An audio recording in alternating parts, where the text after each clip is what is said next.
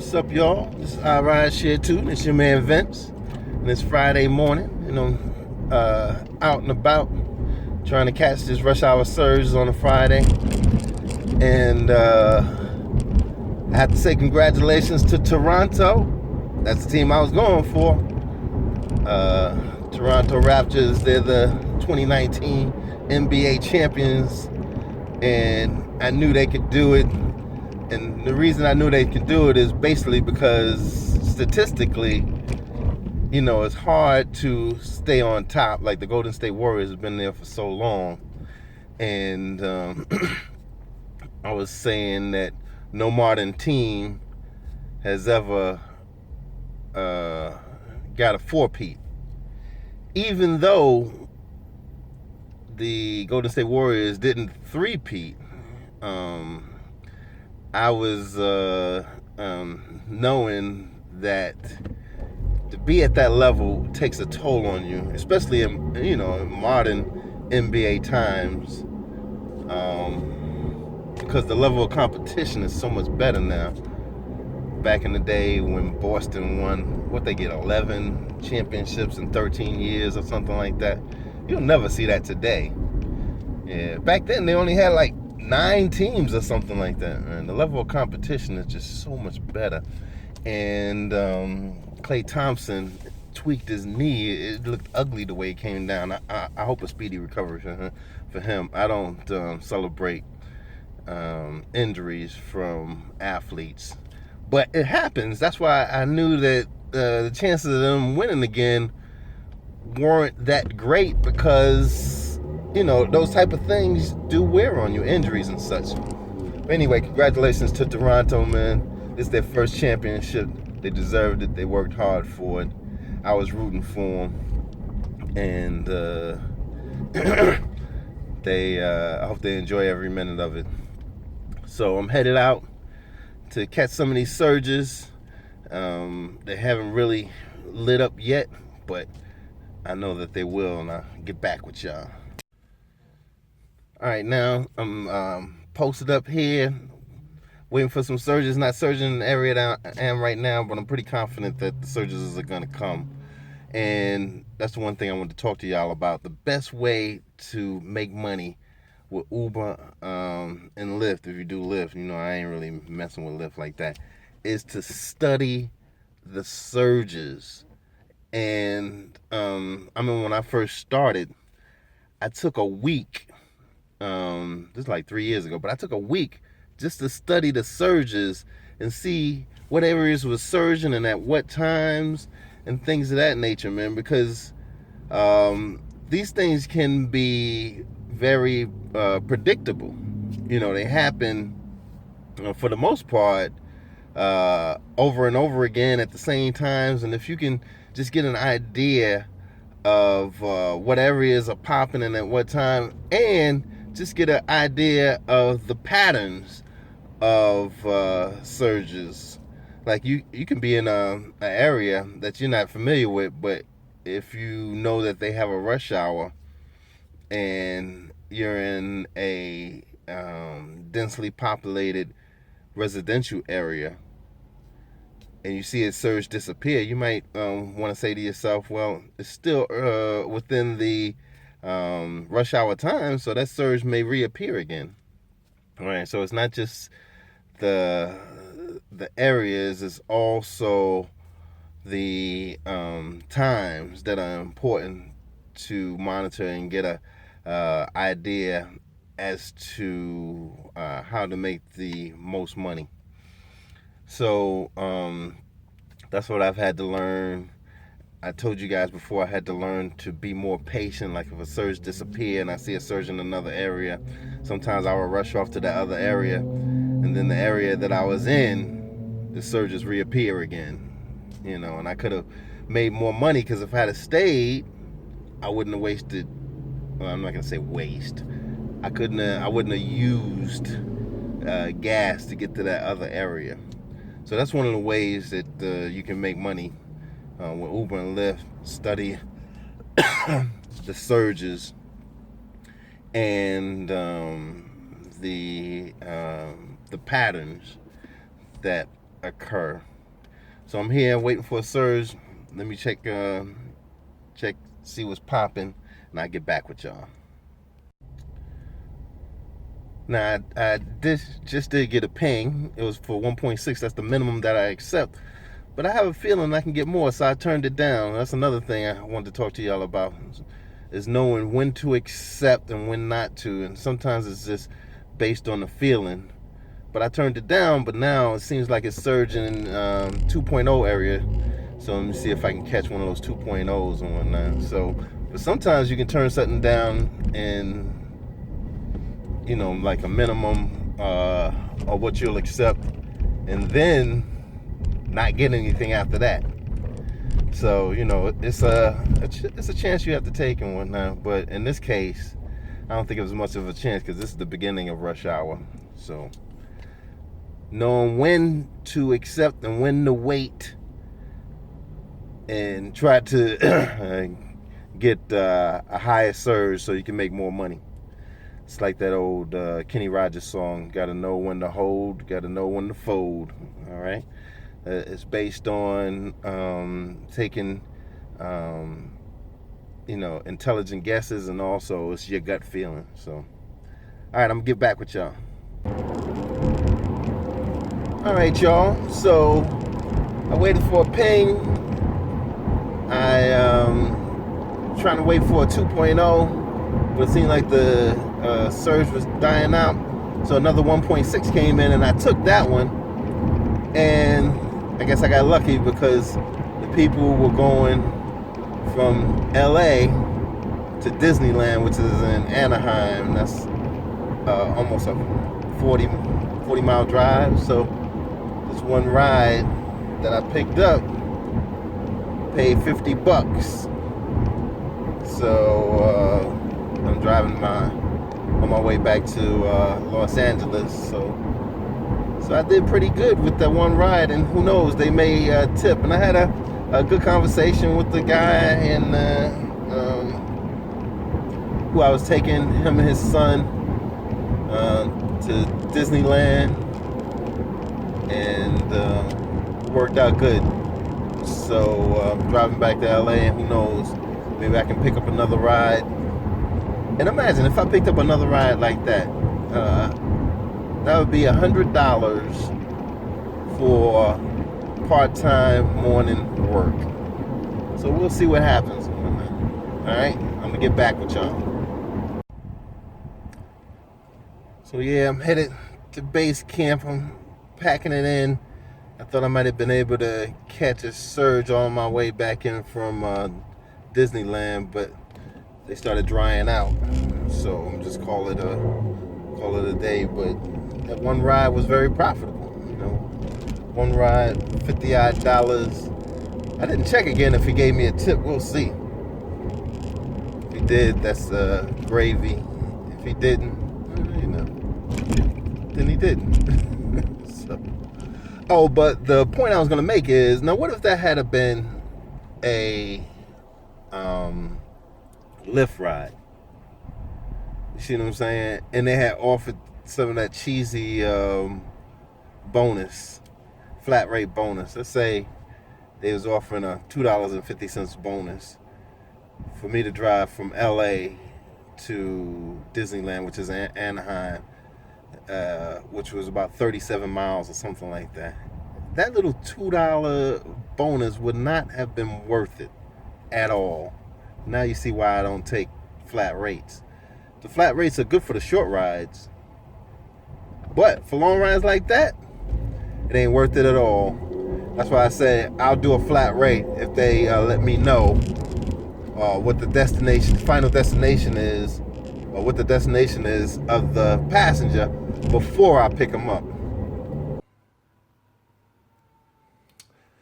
All right, y'all. So update on this morning.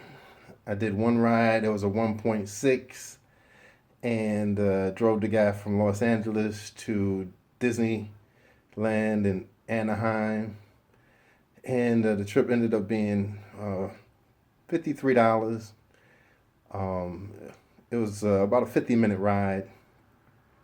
So he ended up tipping $20. So that one ride was $73 for about 2 hours work. I say 2 hours because I drove down, carried them, and I drove back empty. I don't do those destination filters.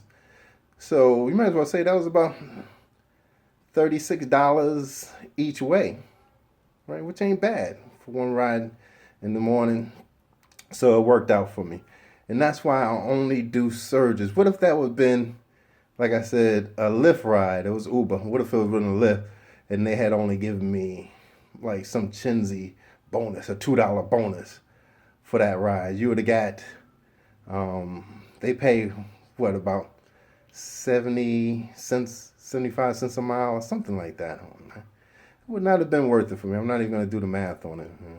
At the end of the ride, you would have got the base rate plus some $2 bonus. I ain't doing it. But that ride worked out for me, and all right, y'all. It's Friday afternoon, and today, Friday, has been a good day overall. So this afternoon, I caught 2 rides. Caught a ride in kind of like the borderline of Culver City, and they were going to Universal Studios, which is a good look. It was a 1.7 surge, and it was a pool, and of course the minimum that I accept for pool rides is 1.7, 1.6 for Uber X, and I turn off the pool function so that they're the only person in the vehicle. You know, I only pick up one person. I don't do multiple pickups. I don't do pool that way. I will pick them up as long as it's a minimum 1.7 pool. And took them to Universal City. So it was a good look. And that ride, I think it's 10 miles, and it turned out to be like a $25 ride, close to 24 and change. And then I had to stop for some gas. So I stopped for some gas nearby and caught another 1.7. This time it was a 1.7X that came back to downtown LA. So that was a good look, man. I ain't had to come back empty. So all in all, so far, I've done, for the 4 hours I've worked today, I had 3 rides today, and I've done like $119. 3 rides, $119. So that's not bad. 4 hours work. Yeah, I don't even think it's quite 4 hours. Well, maybe about 4 hours work. 3 rides, almost $120. 4 hours work. I'll take it. And the surges are still going on. I'm just trying to get to the area that the surges are going on. So if I can get there and catch another ride, that would be good. If not, I'll just call it a night. Now, also what I want to talk to you about is that on the Uber app, they have something where they said protect drivers' flexibility. And Uber wants drivers, in California at least, I don't know if it's everywhere else, it may be other places, I don't know, but here in California, they want you to sign a petition saying protect the flexibility, our work flexibility, so we can work whenever we want. They say in their laws that may prohibit us from using different platforms, and from also why you gonna this motherfucker right? And oh, excuse me, this car was turning left in front of me, and this other car in the lane next to me blocked him from turning left. I hate when people do that. I'm letting the guy try to turn left into a driveway, and this mug on the right of me and whatnot blocks him from doing it, man. And the traffic was such that, you know, he ain't going nowhere. You might as well let the dude through. All right, let me get off of that tip. So yeah, back on point. So I ain't signing nothing, and I encourage everybody else not to sign their petition. You know, they don't want to pay us a decent rate, but then they want to ask for our help when they need it to kind of help out with not being regulated. So they're promoting it like this is driver flexibility, but it has more to do with that. It's driver, driver flexibility is one thing, pay is another thing. All right, if they was paying us enough money, I know me, for one, I'd be more than happy to say, yeah, I would like to have driver flexibility, my driver flexibility protected. But no, these guys come up with stupid things that they do on the app all the time that inhibit drivers from making the most money that they can and to work efficiently. And so I encourage you not to sign the petition if you're in California or if it's anywhere else. Let them fight their own battles. We got to fight our own battles. They're not fighting for us drivers, for driver pay. And even when you talk about, they're not fighting for us when they're talking about making it an atmosphere where passengers respect us. They created an atmosphere where passengers don't respect us, and they don't have to respect us, and they're not held accountable. All right? Start fixing the problems that drivers had, and maybe we'll start backing you guys up, because you're not doing us any favors. We're doing you the favor by driving, helping you to make money, and using our equipment. This is a big ticket item, these cars that we have. They think they're doing us a favor. No, we're doing you the favor. Without drivers, you wouldn't have been able to go public. Without drivers, you wouldn't be able to have a business. So that's what it is. So anyway, don't sign the petition. Let them fight their own battles. If they get regulated, they get regulated. They should be regulated in some senses. Like I said, with the fact that passengers get to act the way they want when they get in our cars. And if we complain about it, they give us a negative rating, which counts against us, and Uber doesn't do anything about that. How about changing that? You know what I'm saying? Ratings shouldn't even count against you. If you're going to have a rating, fine. But the ratings don't count against passengers, so why should they count against drivers? I can see if you had a legitimate complaint against a driver, that's what you should use, complaints. This rating system is garbage, man. They make you want to cow. It doesn't. There's nothing wrong with catering to people if you're in the service industry, but to cow down to them and have drivers think that they're passengers think they're above us and they think they can get out in our cars and do whatever they want. That's the environment Uber created, But anyway, man, it's the weekend. It's Friday. You guys, I hope y'all have fun this weekend. If you're working, I hope it's productive, and y'all stay safe out there. Remember to like, share, and subscribe to the channel. And remember, I got a comedy channel too, man. Go to my comedy channel and subscribe and comment on the video, the all new shower pooper, so you can be enrolled in the drawing that I have on Sunday. It's a $100 giveaway, man. So anyway, y'all have a good one. I'll talk to y'all some other time. All right, peace.